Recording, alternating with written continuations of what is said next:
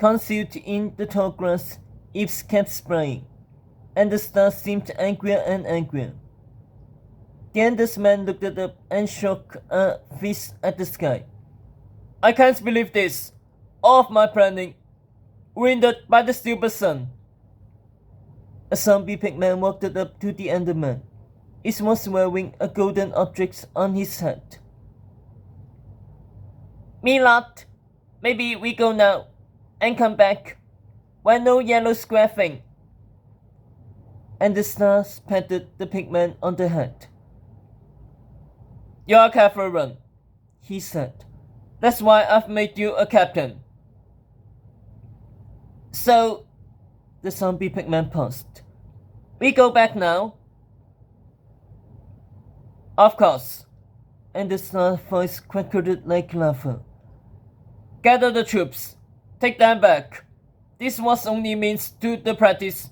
Anyway, I wanted you all to get some training before we attack the real village. The pigman nodded. Yes, me lot. Eves squinted, focusing on the zombie pigman. He seemed different from the others. He wasn't completely stupid, at least. So that pigman was Anders' assistant. Also, what was that thing on his head? Eves continued observing the mobs from his hiding spot. His ears were raised up in the direction of the army. Anyway, today was not a total waste, said Anders. We've learned something useful. Next time, we'll come right after the sun sets. Of course, me lot. So, you go. I take Pigman and fire things back now. We go home. Yes, said the Enderman. See you back at the fortress. With that, Ender vanished into thin air. Poof. Eves had encountered Enderman before. He knew they had this ability, so he wasn't too surprised. Ender also said something about a fortress. Fortress. Clyde had mentioned that word before. He thought Eves had come from a nether fortress, so that must be the monster's home. Eves needed to speak with Clyde about this. After he talked to his friends and family, he had to return to the nether. Shaking himself from his thoughts, Eves looked at the mobs again. Now in charge of the other mobs, the smart pigman turned to these comrades. Hey, all you! Shut up! Stop crying! We go home! Loud grunts and snorts filled the air. Home better anyway, said a withered skeleton. Me no like this place. Bistra, T2CC code here. A place sputtered.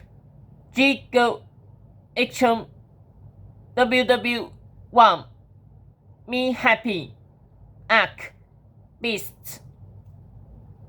A mammal cub shivered and hopped in agreement. But we no see, said a withered skeleton. We no see. So, how we know where go?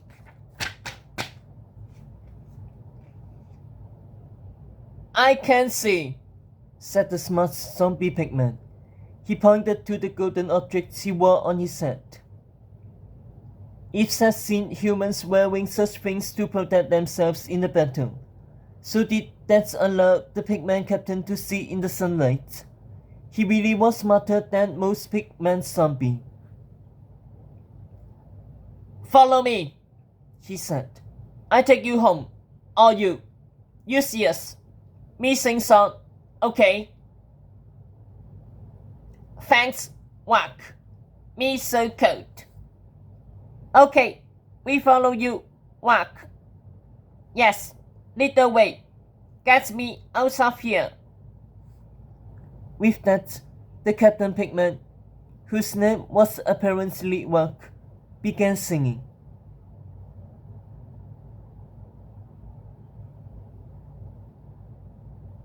"99 villager noobs in that town.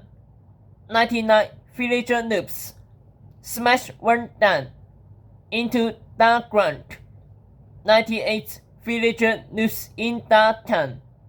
98 villager noobs in that town. 98 villager noobs." As he bellowed, the captain gestured off the direction of the portal. The other monsters followed, so began singing along. 97 villager noobs in that town. 97 villager noobs. Smash one down into... Rock stopped it, turned around. "Shut up! Only I sing. If other sings, how you know who to follow?" Rock so mad. "Okay, we shut up." Rock turned back around and began singing and marching again. Each watched them go. Their little attack failed, he thought. They must have arrived very early in the morning, just before sunrise. Then the sun came up and blinded them all. And they were stranded, helpless underneath that overpowering light. That means the overworld still has time, maybe a lot of time. But when they do come back, they'll be more prepared.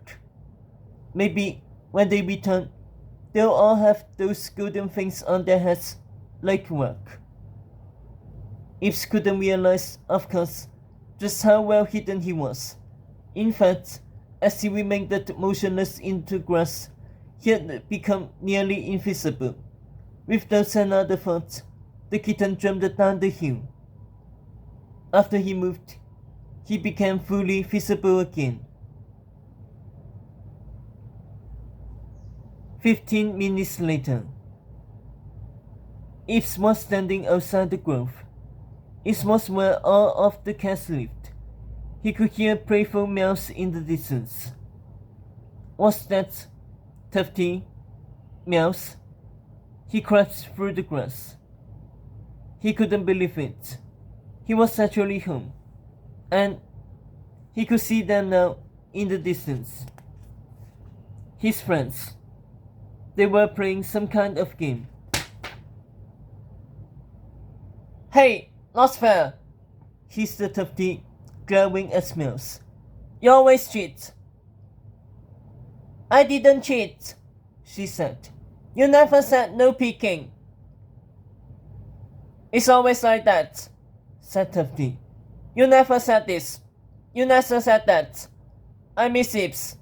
At least he played fair." Meows looked down at the ground, her eyes full of tears. "Me too." Ives froze.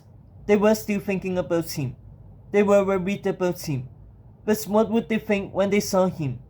His fur was blue now.